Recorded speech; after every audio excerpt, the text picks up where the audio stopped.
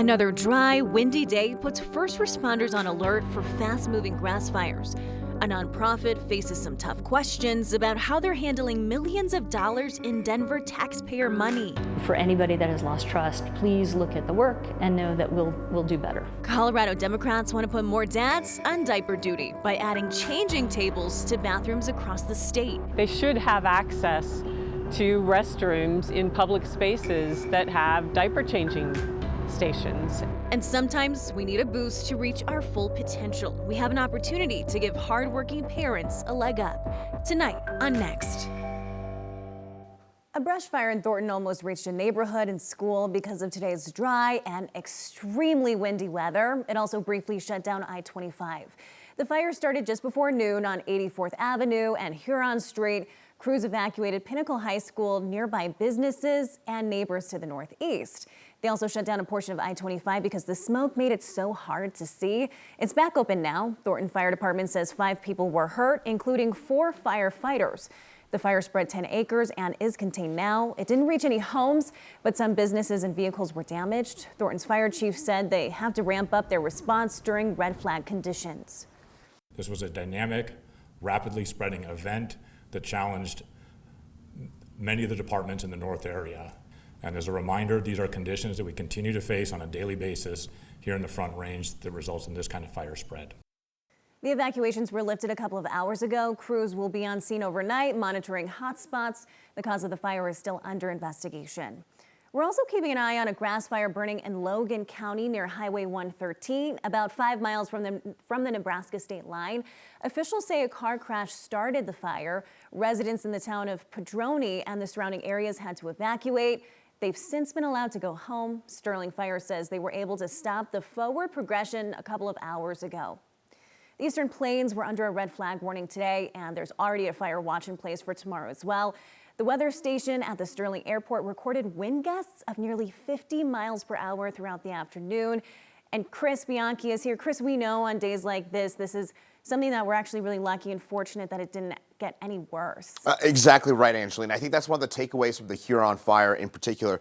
If those winds had been, they were about 40 to 50 miles an hour at the time of the fire. If those winds had been 10 to 20 miles an hour stronger, that very likely would have pushed the fire into that neighborhood and would have made things quite a bit worse. So thank goodness, first and foremost, for the firefighters, the first responders that are there, and B, thank goodness these winds were not just a tick stronger. That could have been a real disaster there. Just a reminder, winds are strongest this time of year. This is also our driest time of year, and it's also when grasses are dormant and brown, and as a result, this is the time of year when we are the most prone to wildfires. And this year, we've had 37 fire weather warnings. That is the most year to date on record for us. So this is, of course, a combination of how warm and how dry it has been, and most importantly, our lack of snow and our consistent winds. Coming up in a few minutes, I'll have details on that 7-day forecast and when we might get some relief here in the metro. Finding a restroom in public is not too difficult as long as you don't need your diaper changed. Babies, really we're talking about parents, are sometimes without a restroom for their children. Democratic state lawmakers are considering forcing businesses to install changing stations in bathrooms, even for dads like our politics guy, Marshall Zellinger. Touring a bathroom in a news story is not my first choice. It's not really number 2 either. But I koala care enough to show you what state lawmakers may require from businesses. She's about to be 1. She's 11 months. Ashley and Jacob Samuel have to change their daughter's diaper when out and about. Well, mainly Ashley. Yeah, I come back to the table and have to explain that, hey, you've got to take her or find another bathroom or something, which can be frustrating. My husband lovingly wants to help out and, change the baby, and he'll go into the bathroom, come back and say, actually, can you take her? At Shanahan's, there are trophies, monogrammed wine glasses, and until recently, there was one thing missing from the steakhouse experience for dads. They would really appreciate having a changing station in the men's room. Managing partner Mark Steron installed a changing station in the men's room to go with the one in the women's room. It was a very quick fix. The guests, after they returned and saw that we had that installed, were extremely appreciative. My wife and I ran into this problem over the summer, and when we shared our experience on social media, one of the more popular comments was, "Go to the car, take her to the car. Do it in the car." I mean, the changing in the car just frequently happens. They should have access to restrooms in public spaces that have diaper changing stations. Democratic State Representative Tammy Story is sponsoring a bill that would require businesses to install changing stations in gender-specific bathrooms, men's and women's, or a gender-neutral bathroom. There need to be options out there for parents to be able to change diapers and have a clean, safe, and convenient place to do that. Story said this was brought to her attention by a mom who could not find a changing station in a women's room, let alone dads like me who frequently can't find them in men's rooms. So, according to Story, she looked online and saw these things cost anywhere from $300 to $500, depending on what you need to mount it to the wall. It could be a little more expensive than that. I know the cost was a little bit more. I was told from Shanahan's, they didn't get the total amount. But when I ran into the problem over the summer, I looked online with my wife and we're like, look, we buy one for $400 right here. It shouldn't be that hard for businesses to do that. I mean, obviously businesses are going to have to front the cost, right? Because the state, if they do pass something like this, but then we also know the state has a lot of bathrooms and all these public facilities, right, in these buildings. The business would have to pay for this. This would take effect July 2027. And the state and historic buildings would be exempt because, I don't know if you realize, there's a budget problem, and the state would have a lot of bathrooms that it owns, and it needs to spell out, and Tammy Story said she wants to come back next year with very specifics about, hey, if it's a college that the state owns, which bathrooms would have to have these, and which ones would be, okay, I know there's a bathroom there, but your changing stations in the bathroom in that building or down the hall or whatever, but not every bathroom.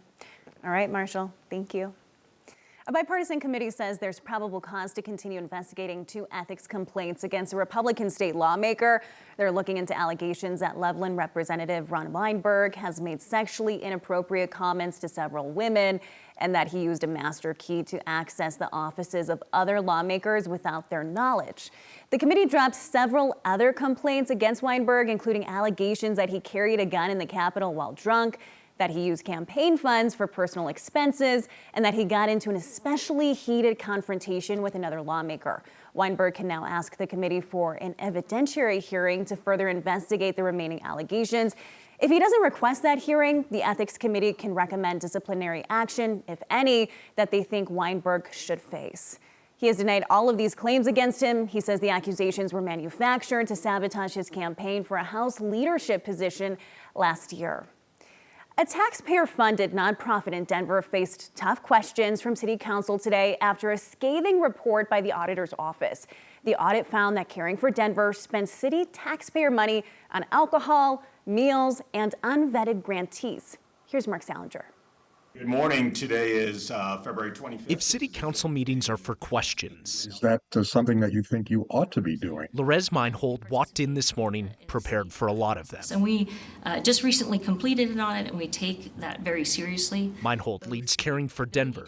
Less than a week after the Denver auditor released a report detailing how the nonprofit spends city tax dollars on alcohol, meals, and unvetted grantees. Today was council's turn to weigh in. There's no doubt in my mind how important this is. My concerns about the audit and my concerns about any audit are going to be taxpayers' dollars. Thank you for the work that you are doing. I think it's making a big difference in my district. Mixed in with the praise, there was some concern. Particularly, I really appreciate you just naming the alcohol thing, especially when we're trying to, help people with substance abuse issues. I think that was a disappointing thing to see. The amount of money that we spent was not a lot, $1,000 over 3 years. That's not justifying it. And I think we have come to the realization that no matter what the size, small matters, and the contradiction that it offers matters, and we will not be covering any alcohol going forward. Caring for Denver is a nonprofit funded in part by taxpayer dollars. They provide mental health services, suicide prevention, opioid and substance abuse prevention, and facilities and programs for those with mental health needs. Do you think the audit was fair? I think it was fair to lift up process improvements and ways that we could improve. I think maybe disappointed in the spirit, that it didn't show that we were committed to accountability and transparency, which we are. The questions continue, though council seems supportive. Personally, thank you for the work that Caring for Denver does in all of our communities. And for anybody that has lost trust, please look at the work and know that we'll do better.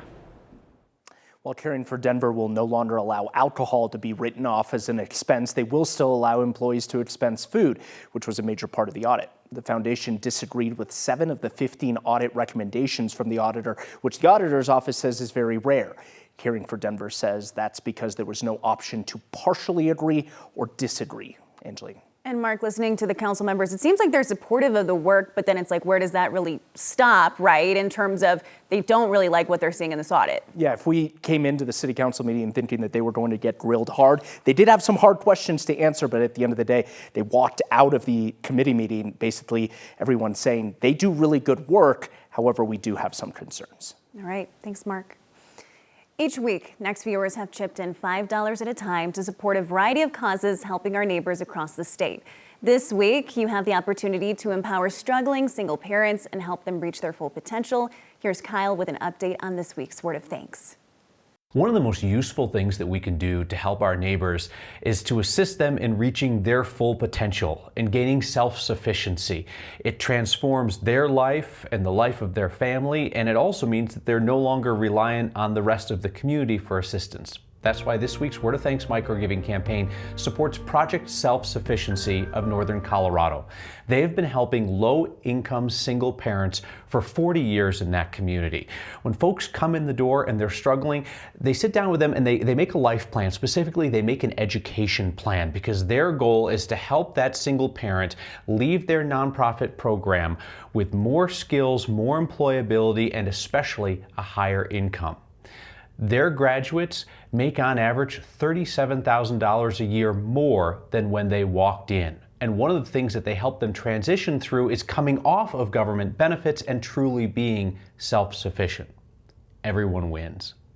To join me in giving, scan the QR code on your screen or text the word THANKS to 303-871-1491. You've proven that $5 microgiving makes a difference in our community, raising $17 million that way since 2020. And I'll never ask you to give alone, so as always, I will match the first 50 donations of $5 to get us started. Nearly 7,500 of you have signed up to make a once monthly donation to the Word of Thanks Fund. We take the donation choice of your amount and split it among all the nonprofits that we help. You put in your info one time and you help everybody touched by Word of Thanks. Thank you. A water pipeline project in southeastern Colorado gets a boost of state funding after a disappointing veto from the president. It's a gut punch, and it's high emotions today. And city officials in Greeley are trying to find a new way forward after voters stepped in to delay a major project development. That's next. A crucial water project in southeast Colorado is getting an infusion of cash from the state, but the communities who need the Arkansas Valley conduit say they still need more help from the federal government after President Trump vetoed a bill to finish the project last year. The Arkansas Valley conduit has been in the works for decades with the goal of eventually bringing safe drinking water to 39 communities on the eastern plains between Pueblo and Lamar. The groundwater there is high in salt, and wells sometimes leak radioactivity into the water supply. President Trump killed a bipartisan bill to help those communities pay for the pipeline back in December, calling it a waste of taxpayer money. The project is still moving forward. A $45 million funding package from the state will allow construction to continue closer to the town of Rocky Ford. But local officials say the state cannot do it alone, and they're holding out hope for the feds to realize the importance of this project. We just flat do not have good, safe, clean drinking water.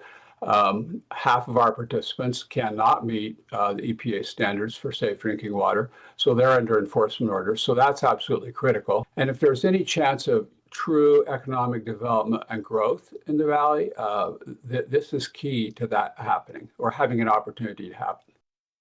The funding package from the state is structured so local communities don't have to take on any new debt for the pipeline construction. The folks behind the Arkansas Valley conduit say they plan to put this finding to work quickly and start new construction within the next year. Turning things over to weather, Chris, we know this morning I was grabbing those patio, those pillows on the patio, Hopefully it calms down soon. Yeah, it will. It's still pretty gusty out there, though, Angeline, to your point. Winds still whipping into the 40 to 50 mile an hour range and even some 70 mile an hour gusts in some of the most wind prone spots. But these winds will relax over the next couple of hours. So good news there. The mountains, the foothills, everybody going to see that wind relax. In Denver, though, that wind will pick back up tomorrow. Watch these winds kind of ramp back up a little bit into the 20 to 30 mile an hour range tomorrow. Not as windy as today. In the mountains, still winter weather advisories, winter storm warnings for us across our central and northern mountains. That snow will gradually dissipate, though, as we head through the rest of the night tonight. And that snow will come to a close by tomorrow around midday or so. Still some snow showers tomorrow morning, but that snow basically done by noon tomorrow. Just a few leftover flakes tomorrow afternoon. Temperatures mostly in the 60s over the next few days, and we round out the month of February on a April-like note, though next week things looking a bit more intriguing, especially in the mountains. Early to mid next week, could be talking about some significant snow for the San Juan Mountains of southwestern Colorado. We'll have more on that as it gets a bit closer. A major development and hockey arena in Greeley is now on ice after residents voted to delay the project last night. And a reminder, you can catch Next streaming each night at 6 p.m. and 9 News Plus. And Next is now a podcast. Each weeknight, find us wherever you get your podcasts.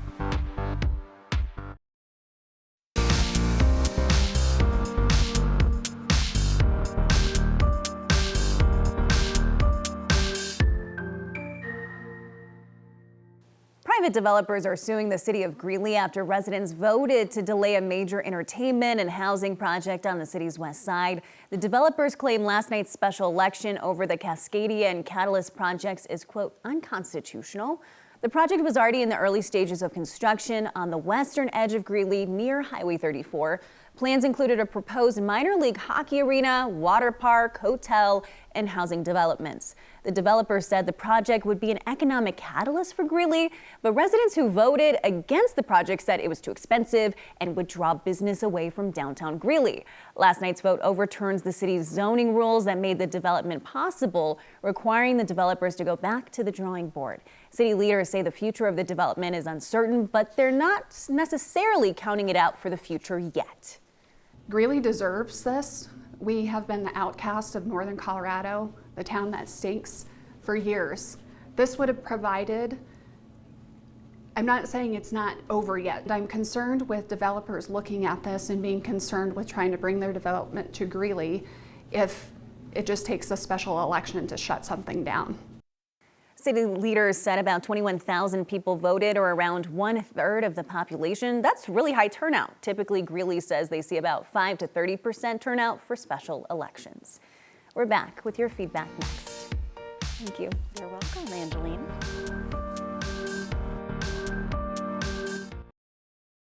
Having access to higher education is one thing, but having the funds and the strategy to get into the system, to change your career trajectory and your earnings, that's something different. And that's where Project Self-Sufficiency of Northern Colorado has helped families for 40 years. Scan the QR code on your screen or text the word thanks to 303-871-1491 to join me and a bunch of other Coloradans in giving to this nonprofit that helps low-income single parents in Northern Colorado achieve their dreams by increasing their earning potential through gathering new skills, new training, new degrees that change their lives. Thank you for giving to this week's Word of Thanks microgiving campaign and for 6 years of microgiving, which has raised $17 million for nonprofits across Colorado. Feedback tonight is a lot of bathroom talk. One viewer texted in to say, I was a stay-at-home dad from 1989 through the mid-1990s. Never once used a public changing station. Never even saw one. Maybe this is something that should have been put into place a long time ago. And another writes in to say that not all bathrooms are configured to be able to accommodate with ADA, something I'm sure lawmakers will look into as well. Thanks for joining us on this edition of Next.